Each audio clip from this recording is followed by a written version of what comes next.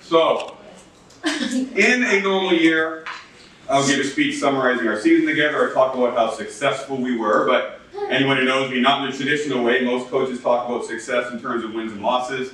No matter how many wins a team may have, I rarely talk about that. I always talk about potential, whatever our potential would have been, did we reach it? I'm not really big on winning, but I'm very big on did we reach our potential. I would also give us some awards and talk about the award winners a little bit. And then I would say the real speech, which I consider most important, talking about the whole team, which I consider much, much more important than talking about awards. For me, the team pin is much, much more important than any award, because this is about something that's bigger than you. This is about something that's bigger than you. And in the end, I would have talked about some of the memories we made together, because in the end, if you guys don't have any good memories of the season, and Mrs. Wolf and I have failed in our job as coaches. So I'm still going to do those things, but with one little twist at the end. First, I'd like to give out the awards, though.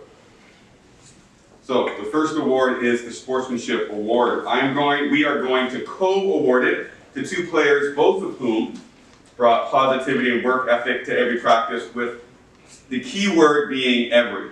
So they never had an off day. We know how tough that is to never have an off day. Somehow they always worked their hardest, and at the same time, they were never in a bad mood, or at least I never noticed they're in a bad mood. Mrs. Wolf may have noticed if you're in a bad mood or not. And on a team chock full of enthusiastic, positive personalities, which this team is, these two players still somehow found a way to stand out. So Sportsmanship Award to Leah Rose Remillard and Julia Webster. Come on up together. We are awarding 2 Senior S Awards this year, and both of these recipients will also share the Best Ferguson MVP trophy for excellence in sportsmanship in girls basketball. The first recipient is team captain Marianne, who I said a lot of nice things about yesterday at senior night, and they were all true. Your game has grown so much. Your game has grown a lot, but you've grown just as much as a teammate and a leader. And the good news is, you should have no problem being accepted for a PG year since you're still only 15 years old. So congratulations, Marianne. And the second Senior S, and the other half of the MVP trophy, goes to team captain Rosemary Lefebvre. I remember her first game back in grade 9. A little kid, smaller, much smaller than she is now, like maybe 100 pounds back then. Must have been nervous as hell, and I honestly don't know what we were thinking, but we fed her right to the wolves in her very first game. We put her in at point guard at grade 9 against a brutal, rough senior team that fouled all the time, and the refs were not calling anything. It was a bloodbath. It was turnover after turnover, until finally, I'm sorry to drudge this up. It shows the starting point. It shows how far we did. After that game, I don't know how you did. I don't even know if I want to mention it next I want to play junior. I'm done. Can I mention how it ended? No. No, don't. You can. Go for it. I can? Until finally, with less than a minute. Okay, but it's going to get better. Yeah, she threw the ball away one last time, and we lost a heartbreaker by 1 point. So, the key is, how did Rosemont react to this? You are looking at it right now. Nobody works on her game more than she does. Nobody lives and dies with every personal success and failure. Nobody spends more time in the summer trying to improve.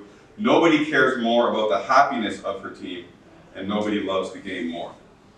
And then finally, something happened this summer, something clicked, and her game went from here to here. Her game just exploded. She used to be just a shooter, but now she's in constant attack mode with a great handle, the patented Rosema float, the no fear of contact, footwork as good as Marianne's, and a nice finish inside. She's always been a basketball junkie.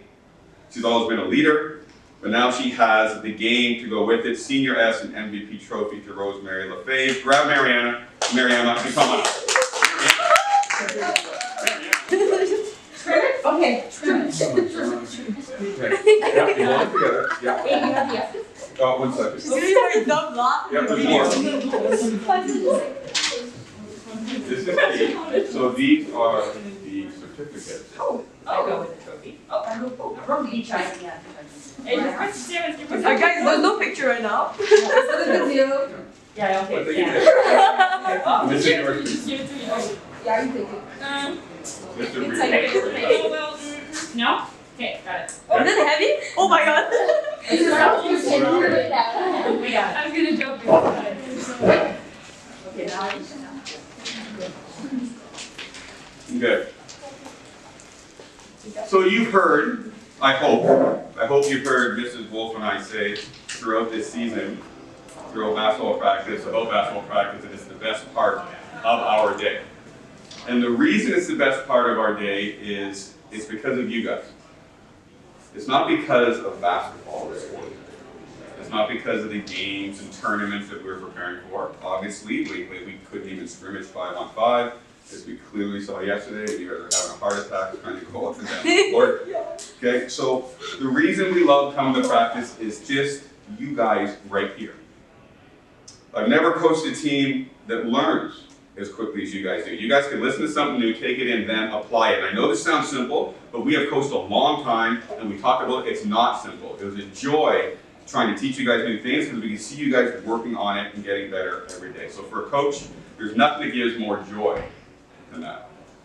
You guys are also ridiculously athletic. And when I say athletic, I'm not saying the tallest or the fastest, but your instinctive athletic instincts, which you probably take for granted. You guys probably don't think of yourselves as athletically instinctive, but you guys are not normal. Like, you guys really get space and cutting, etc. Like, moving out the ball is not easy. I remember I played through my team one time. You guys think I was on the Webster's team, and you guys are flying around in the right spots all the time, and I honestly don't know where to go. So I go to the free throw, I catch it, and you guys are moving around. I can pass it. All of you are so athletically smart. I've had lots of seasons where me and Miss Wolf would look at, honestly, other teams and say, man, those guys are athletically smart, and we have to work so hard to get our team to do something.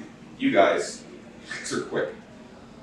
A normal year of coaching senior girls basketball at Stansted would look like this. 1 or 2 players quite good, 1 or 2 athletes who could learn some basketball, 3 or 4 hard-working girls, maybe not real basketball players, but give you some decent minutes on defense, and 2 or 3 non-athletes who are pretty bad at basketball, but great kids just to have on a team. But you guys, when we made 3-on-3 teams this year, we just kind of put your guys in a hat, put your names in a hat, and make some teams. You guys were all so good, so solid, and so even that we made any random teams we want, and they would be fair. We've never been able to do this.